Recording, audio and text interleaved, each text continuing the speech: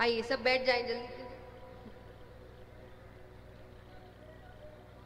बोलिए कृष्ण कन्हैया लाल की।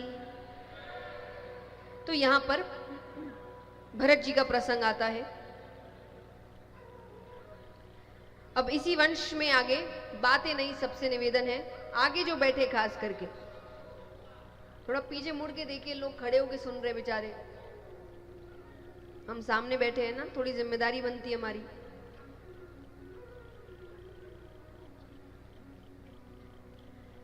तो इसी वंश में आगे जाके गया नामक राजा हुए। ये विष्णु भगवान के बहुत बड़े भक्त हुए। एक बार शिकार खेलने जाते हैं, हिरण के धोखे में मारा हुआ तीर एक ब्राह्मण को जाके लगता है। आइए बच्चों को बैठा ले।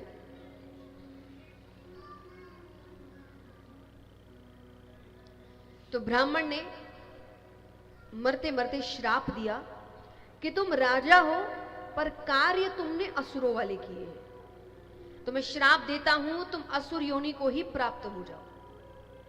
श्राप मिलते ही पहले तो नाम बदला, गया राजा से नाम पड़ा गयासुर। क्या नाम पड़ा? गयासुर। और श्राप मिलते ही गयासुर का शरीर 5 कोस तक फैल गया। पर जो भक्त होते हैं उनकी बुद्धि जल्दी से भ्रष्ट नहीं होती, नहीं सच्ची नहीं होती। जिसकी हो गई भक्त था ही नहीं कभी, उनकी बुद्धि भ्रष्ट नहीं होती। तो श्राप मिलने के बाद भी, असुर बनने के बाद भी उनकी बुद्धि भ्रष्ट नहीं हुई। अब उनको लग रहा है ये रूप लेकर प्रजा के सामने जाऊंगा वो तो डर जाएगी। तो वो वन की ओर जाते हैं, वहां तप करते हैं, ब्रह्मा जी को प्रसन्न किया। ब्रह्मा जी ने कहा क्या वरदान चाहिए? तब उनको क्या था कि लोग मुझे देखकर डर जाएंगे। तो उन्होंने वरदान मांगा, मेरे दर्शन मात्र से जीव का कल्याण हो जाए, जो मुझे देख ले उसको स्वर्ग मिले। ब्रह्मा जी ने कहा तथास्तु। अब वो वापस अपने राज्य आ गए। बात आग की तरह फैलती है, सबको पता लगने लगा कि ऐसा वरदान मिला है। अब हजारों की संख्या में लोग उन्हें देखने आ रहे हैं। और पापियों की मौज थी, जिसने जीवन भर पाप किया अंत समय में वो दर्शन करके स्वर्ग प्राप्त कर रहा है। अब संतुलन बिगड़ने लगा, सारे पापी स्वर्ग जा रहे, नरक लोक खाली होता गया। देखिए भगवान ना तब तक बीच में नहीं पड़ते जब तक संतुलित काम चल रहा है। जब संतुलन बिगड़ता है तो भगवान को आना पड़ता है, वरना उस संतुलित काम तक भगवान कहते तुम ही झेलो, तुम कर्म कर रहे हो तुम ही देखो। जब हम संतुलन बिगाड़ देते हैं तब भगवान को बीच में पड़ना पड़ता है। तो यहां संतुलन बिगड़ गया। तो भगवान नीचे आते हैं। अब नीचे आते हैं तो पहले तो भगवान कोशिश कर रहे हैं किसी ना किसी बहाने के माध्यम से ही इसकी मृत्यु कर दूं मैं, क्योंकि देखिए एक की वजह से बहुत काम बिगड़ रहा है। और वहां भगवान की नजर में मृत्यु मतलब गलत नहीं होता। हम और आप मानते हैं मृत्यु को गलत, उनके लिए तो अच्छी चीज है कि दुनिया से छुटकारा मिल गया, पर कुछ हो नहीं पा रहा ठीक से। तो भगवान ने अंत में कह दिया कि गयासुर मुझे तुम्हें मारना पड़ेगा। मानता हूं तुम्हारी गलती नहीं है, पर तुम्हारी वजह से संतुलन खराब हो रहा है। अगर कोई आखिरी इच्छा है तो बताओ। तो उसने 2 इच्छाएं मांगी। एक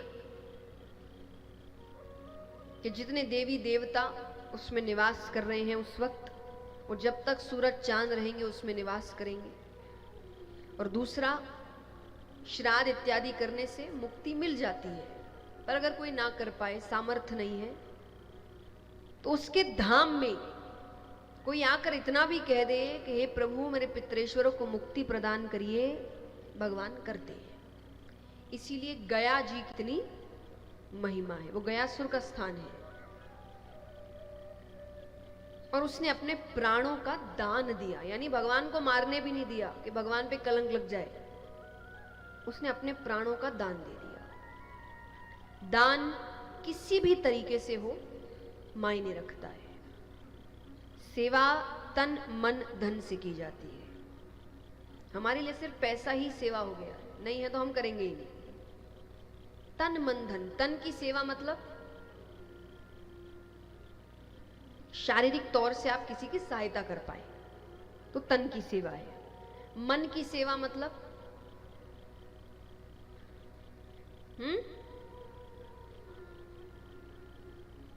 किसी को खुश कर देना, किसी के चेहरे पर आपकी वजह से मुस्कुराहट आ जाए।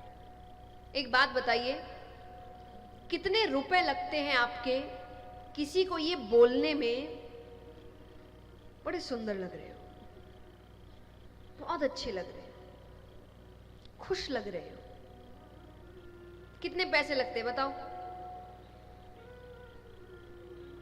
कितने लोग बोल लेते हैं? किसी से मिलते नहीं, मोटे लग रहे हो, पतले लग रहे हो, चेहरे को क्या हो गया, रंग, अरे आपको क्या? ये तो सामने वाला आपकी इज्जत रखता है, वरना आप जब इतनी टिप्पणियां करते हैं और वो पीछे से पूछ ले, मैंने पूछा, क्या इज्जत रह जाएगी? क्यों इतनी टिप्पणियां करना? हमारे हिसाब से किसने पूछा आपका हिसाब?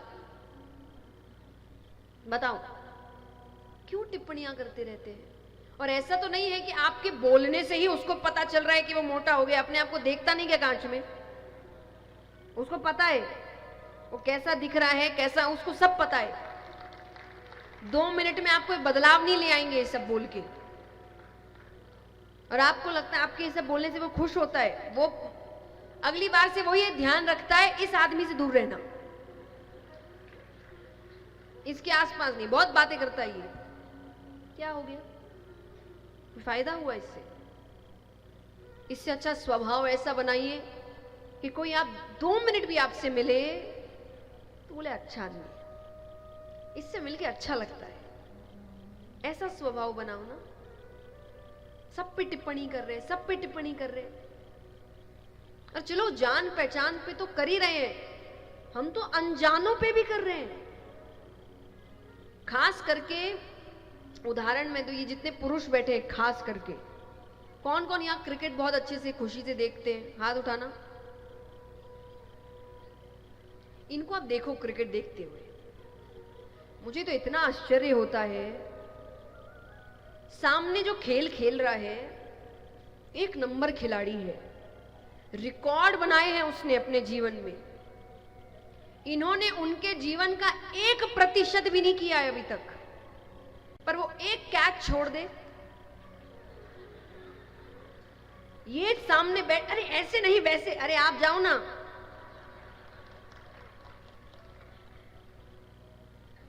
तो जिसके जीवन का 1% भी हमने अपने जीवन में अभी तक हासिल नहीं किया है, हम तो उस पे भी टिप्पणियां कर रहे हैं। वो ये कर रहा है, वो कर रहा है, आप क्या कर रहे हैं? आप पहले कम से कम उसका 1% तो कर लो, फिर उस पर बात करो। तो सब पे टिप्पणियां कर रहे हैं हम। सच में ये अच्छी बात नहीं है। जब तक आपसे पूछा ना जाए अपनी राय मत दीजिए, सबसे कहूंगी।